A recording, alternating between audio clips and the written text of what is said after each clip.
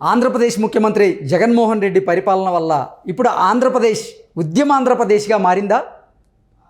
ప్రభుత్వ ఉద్యోగుల వరుస సమ్మె వల్ల జగన్మోహన్ రెడ్డి నిద్రలేని రాత్రులు గడుపుతున్నారా అంటే అవుననే సమాధానం ఇస్తున్నారు కొంతమంది రాజకీయ విశ్లేషకులు. ఇక ఇదే అంశానికి సంబంధించి మనతో మాట్లాడేందుకు ప్రముఖ రాజకీయ విశ్లేషకులు అంకమరావు గారు మనతో ఉన్నారు. సార్తో మాట్లాడు. సార్ నమస్తే అండి. నమస్తే కృష్ణ గారు.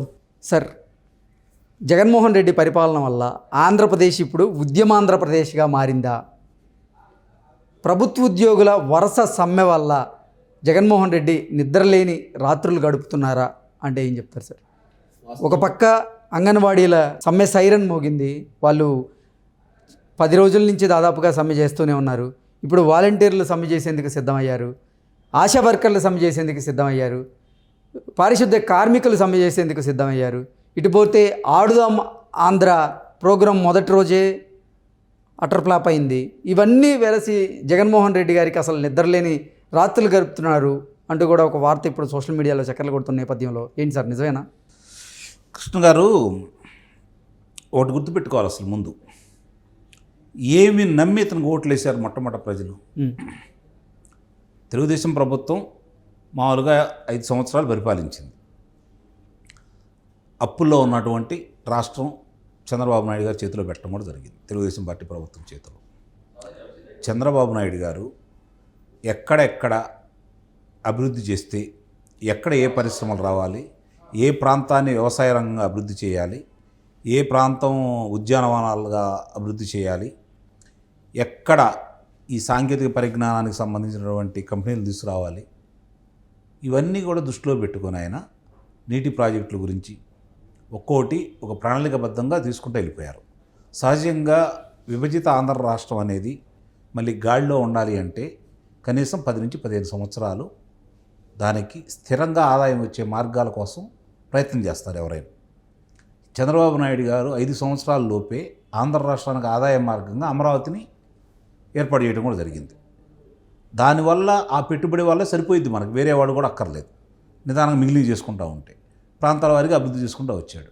ఇప్పుడు మీరు అన్నట్టు వీళ్ళందరూ కూడా ఆశా వర్కర్లు కావచ్చు, ఉద్యోగస్తులు కావచ్చు, పారిశుద్ధ కార్మికులు కావచ్చు, అంగన్వాడీ వాళ్ళు కావచ్చు, మొత్తం ఎవరు చూసుకున్నా కూడా ఆ రోజు ఏమి ఆశించి జగన్మోహన్ రెడ్డి గారికి ఓట్లేశారని కానీ మనం చూస్తుంటే వాళ్ళు కల్పించిన భ్రమలో వీళ్ళు పడ్డారు.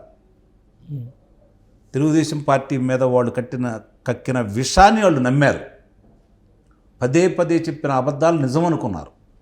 ఎక్కడైనా ప్రపంచవ్యాప్తంగా అది జగన్మోహన్ రెడ్డి గారికి సాధ్యమైంది తప్ప 37 మంది డిఎస్పీలుగా ప్రమోషన్ అయితే సిఐలు 33 మంది కమ్మవారని చెప్తే నమ్మారు కదా. అదే 33 మందిలో 2 కమ్మవారు ఉన్నారు. ఆమె శాసనసభ సాక్షిగా హోంమంత్రి గారు చాలా స్పష్టంగా చెప్పడం కూడా జరిగింది. అంటే 31 మందిని అదనంగా నియమించారు, 37 మందిలో 33 మంది అంటే ప్రజలు నమ్మారు అంటే ఏ విధంగా నమ్మకం కలిగించారు, తెలుగుదేశం పార్టీ మీద ఎంత కోపంగా ఉన్నారు అనేది అర్థమైపోయింది కదా. అంత కోపంగా ఉండి ఇంత వ్యతిరేక గాలిలో తెలుగుదేశం పార్టీకి వచ్చింది 23 స్థానాలు. ఇప్పుడు ఏళ్ల భయం ఏంటంటే ఇంత చేసిన చంద్రబాబు నాయుడు గారి మీద కోపంతో మనకి 151 స్థానాలు ఇచ్చారు, జనసేనకు ఒకటి ఇచ్చారు, వాళ్ళకి 23 ఇచ్చారు. ఇప్పుడు ఇంతమంది తిరిగి ఈ ఉద్యమాల బాట పడతా మన మీద వ్యతిరేకంగా ఉంటే ఆ 23లో ఏదో ఒకటే కదా మనకు వచ్చే ఆలోచనలో ఉండరు ఇప్పుడు వాళ్ళు. అందువల్ల వాళ్ళకి నిద్ర పట్టల. ఇంకా చూసుకుంటా ఉంటే వాలంటరీ వ్యవస్థని వాళ్ళు బాగా నమ్మారు. ప్రతి 50 ఏళ్ళకి ఒకళ్ళని నియమించడం కూడా జరిగింది. వీళ్ళ గుట్టు అంతా, ఈ ప్రజల గుట్టంతా వాళ్ళ చేతుల్లో పెట్టుకున్నారు. భయపెట్టారు, ప్రలోభ పెడుతున్నారు, బెదిరిస్తున్నారు, కొన్ని చోట్ల అగాత్యాలు చేస్తున్నారు, కొన్ని చోట్ల దొంగతనాలు చేస్తున్నారు, కొన్ని చోట్ల హత్యలు చేస్తున్నారు ఈ వాలంటరీకి సంబంధించిన వాళ్ళు. ఇవాళ వాళ్ళు కూడా ఎవరైతే ఇతను ఎన్నికల్లో నేను గెలవాలి, వీళ్ళే నాకు అండగా ఉండేసి నన్ను గెలిపిస్తారని భావిస్తున్నారో వాళ్ళు కూడా ఈరోజు నిరసన కార్యక్రమాలు దిగుతున్నారు కదా. అంటే దీన్ని బట్టి ప్రజలు కూడా అర్థం చేసుకోవాల్సిందంటే ఏ రంగం, ఏ ప్రాంతం, ఏ కులం కూడా జగన్మోహన్ రెడ్డి గారి మీద ఈరోజు ఆశలు పెట్టుకొని లేరు. అందరికీ అర్థమైపోయింది. కుల మత ప్రాంతాలన్నీ చూడకుండా అందరినీ సంగనాకిచ్చేశాడు. అందుట్లో ఎలాంటి సందేహం కూడా లేదు. వ్యాపారాలా ఇబ్బంది పడిపోతూ ఉన్నాయి, ఉద్యోగస్తులకా లేదు, మహిళలకి ఈరోజు చాలామందికి వాళ్ళే గృహాలని సారథులు వాళ్ళే కాబట్టి ఎంత వ్యయం పెరిగింది. ఇప్పుడు గత 5 సంవత్సరాల ముందు వాళ్ళ యొక్క ఇంటికి ప్రతి నెలకి ఎంత అయ్యేది, లేదా సంవత్సరానికి ఎంత అయ్యేది, ఈరోజు ఎంత అవుతుందో వాళ్ళకి క్షుణ్ణంగా కనపడతానే ఉంది. 8 సార్లు విద్యుత్ ఛార్జీలు పెంచినందువల్ల భారం ఏంటో వాళ్ళకే తెలుసు. అట్లాగే ఈరోజు చూసుకుంటే మద్యపానం సంబంధించి మద్యపానాన్ని నమ్మి వాళ్ళు మద్యపానాన్ని నేను అమలు చేస్తాను, ఎట్టి పరిస్థితుల్లో కూడా దాన్ని కొనసాగించను, నేను దశల వారీగా దాన్ని తీసేసి ఎన్నికల నాటికి ఎక్కడా మద్యం దొరకకుండా బెల్ట్ షాపులు లేకుండా చేస్తాను, పంచనక్షత్రాల పలహారశాలలో తప్ప ఎక్కడ వీటిని నేను లేకుండా చేస్తానంటే నమ్మారు. ఎందుకు నమ్మారంటే వాళ్ళ కుటుంబాలు ఎంత ఆరోగ్యపరంగాను, ఆర్థిక పరంగాను, మానసికంగాను, శారీరకంగాను ఎన్ని ఇబ్బందులు ఉన్నాయో ఈ మద్యం వల్ల వాళ్ళకి క్షుణ్ణంగా తెలుసు. కాబట్టి నమ్మి మహిళలు నీకు ఓటేశారు. ఈరోజు మద్యం రేట్లు 3 రెట్లు పెంచావు కదా, 60 రూపాయలు ఉన్నది 180 రూపాయలు చేసాం అంటే ఎంత భారం వాళ్ళ మీద పడుతుంది. మళ్ళీ నాసిరకం అందజేసేసి ఆరోగ్యాలను దెబ్బతీస్తాను అన్నావు. ఆ ప్రభావం అంతా మహిళల మీదే కదా పడేది, గృహిణులే కదా దీన్ని భరాయించాల్సింది. కాబట్టి ఏ వర్గం, ఇప్పుడు ఉద్యోగస్తులు నమ్మారు నిన్ను, 2 ఏళ్ళు నొప్పి పుట్టేటట్టుకు దొంగ ఓట్లు వేసామని చెప్పి వాళ్ళే చెప్పుకుంటున్నారు. ఈరోజు 2 ఏళ్ళు కాకుండా 10 ఏళ్లతోటి, కాళ్ళకున్న 10 ఏళ్లతోటి, 20 ఏళ్లతోటి నిన్ను కూకట వేళ్లతో సహా పెగిలించడానికి వాళ్ళే ముందుకు వస్తున్నారు. అంటే దాని అర్థం ఏంటి? అంగన్వాడీలకి ఇప్పటికే ఆంధ్రప్రదేశ్ ప్రభుత్వం ఫైనల్ వార్నింగ్ అయితే ఇచ్చింది. ఒక్క రూపాయి కూడా, ఒక్క పైసా కూడా మేము పెంచేది లేదు, మీకున్న శాలరీకి ఇప్పుడు పెంచేది లేదంటూ కూడా ఒక క్లారిటీ ఇచ్చేటువంటి ప్రయత్నం చేసింది. అలాగే ఫైనల్ వార్నింగ్ కూడా ఇచ్చింది. అయినా సరే సమ్మె విరమించలేదు అంగన్వాడీలు. వాళ్ళ డిమాండ్లను ప్రభుత్వం పెడచెవన పెట్టింది అనేటువంటి మాటలు, వ్యాఖ్యలు వాళ్ళ దగ్గర నుంచి వస్తున్నాయి. అలాగే ఇప్పుడు ఇటు చూస్తే వాలంటీర్లు, ఇటు చూస్తే ఆశా వర్కర్లు, పారిశుద్ధ్య కార్మికులు, ఇలా ఒకరి తర్వాత ఒకరు సమ్మె బాట పట్టడాన్ని ఎలా చూడొచ్చు? అంటే కృష్ణ గారు, ఇప్పుడు మీరు ఒకటి అర్థం చేసుకోండి. జగన్మోహన్ రెడ్డి గారికి 2022 మధ్యంతరం వరకు, అంటే మహానాడు పెట్టినంత వరకు ఆయనకు అన్నీ కలిసి వచ్చినాయి. వీటన్నిటికంటే కూడా కరోనా ఆయన కాపాడింది. కరోనా అనేది కనుక రాకపోయినట్టయితే ఆయన డొల్లతనం అంతా బయటకు వచ్చేసేది. ప్రజా ఉద్యమాలు చాలా ఉధృతంగా ఉండేవి.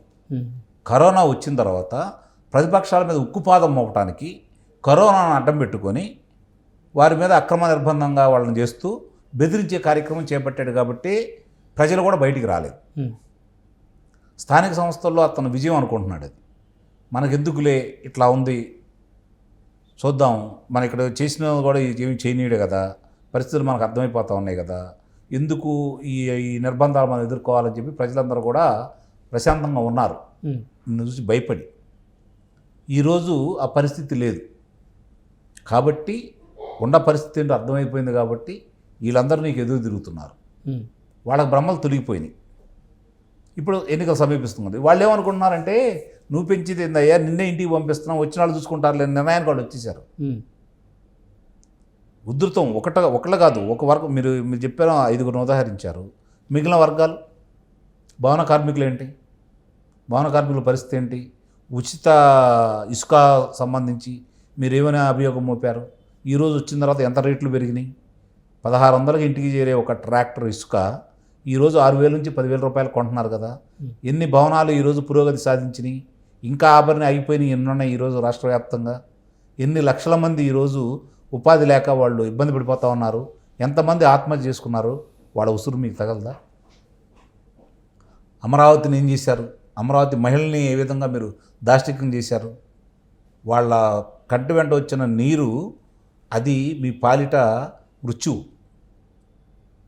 వాళ్ళ మామూలుగా ఇబ్బంది పెట్టలే మీరు. ఆ ఉసురు అంతా ఎక్కడ తగులుతుంది చెప్పండి.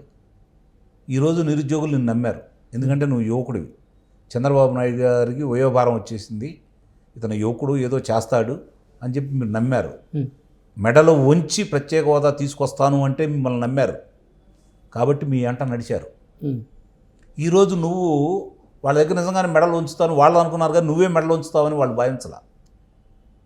వాళ్ళ ఆశల మీద నీరు చల్లావు. ఈరోజు ప్రపంచవ్యాప్తంగా గుర్తుపెట్టుకోండి, మహిళ, యువత, రైతు ముగ్గురు ఎదురు తిరిగితే ఏ ప్రభుత్వాలు కూడా ఎక్కడ మనుగడ సాగించాల. రేపు జరగబోయేది కూడా అది. ఓకే, ఎన్నికలు సమీపిస్తున్న నేపథ్యంలో ఇప్పుడు వరుసగా ప్రభుత్వ ఉద్యోగులు ఎవరైతే ఉన్నారో వాళ్ళు సమ్మెబాట పట్టడం, జగన్మోహన్ రెడ్డికి ప్లస్ మైనస్ రానున్న ఎన్నికల్లో అంటే ఏం చెప్తారు? ఇప్పుడు ఏ నిర్ణయం తీసుకున్నా అది రాబోతున్నటువంటి ఎన్నికల మీద ప్రభావం చూపించే అవకాశం ఉంటుందా?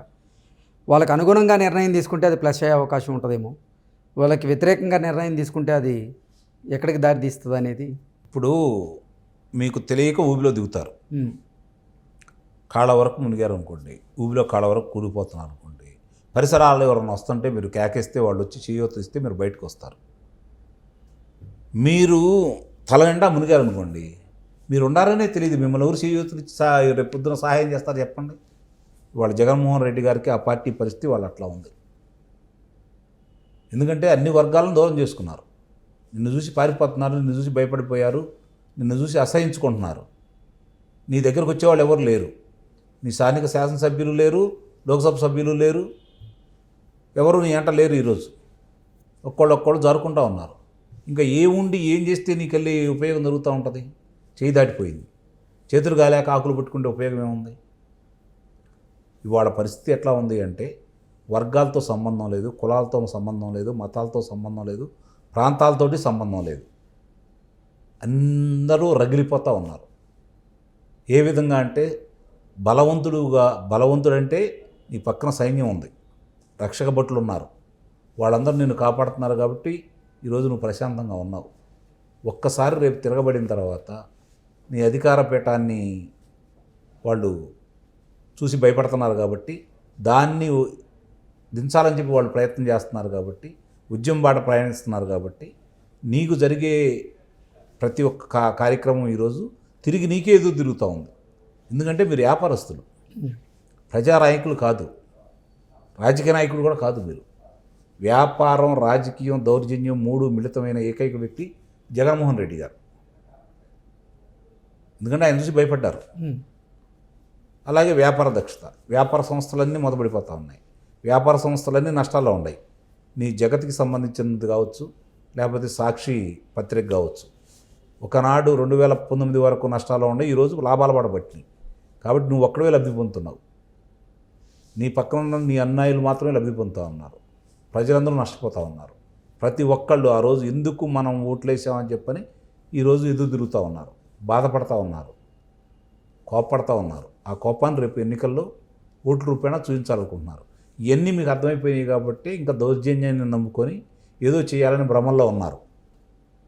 అవి రేపు ఎన్నికల దాకా వాళ్ళు కూడా బరాయిస్తారు. ఎందుకంటే చేయగలిగిందంటే ఏమి లేదు కదా. ఎందుకంటే పైయాళ్ళు ప్రేక్షక పాత్ర వహిస్తున్నారు కాబట్టి ఇప్పుడు మీరు ఏం చేసినా బరాయించాలి. దానికి విరుగుడేంటో వాళ్ళే చూపిస్తారు. ఓకే, నిస్సందేహంగా ఈయన ఏం చేసినా కూడా ఇప్పుడు రేపు పొద్దున అంగన్వాడీలకు పెంచినా, ఆశా వర్కర్లకు పెంచినా, లేకపోతే ఈ వాలంటరీ వ్యవస్థలకి పెంచినా కూడా వాళ్ళు తాత్కాలిక రేపు పొద్దున వచ్చి మళ్ళీ తగ్గేయడానికి గ్యారెంటీ ఏముంది? ఇతను మనిషి అట్లాంటి వాడు కాబట్టి మళ్ళీ ఇతను రాకూడదని చెప్పి నిర్ణయానికి వచ్చి వాళ్ళందరూ వ్యతిరేకంగానే పనిచేస్తారు.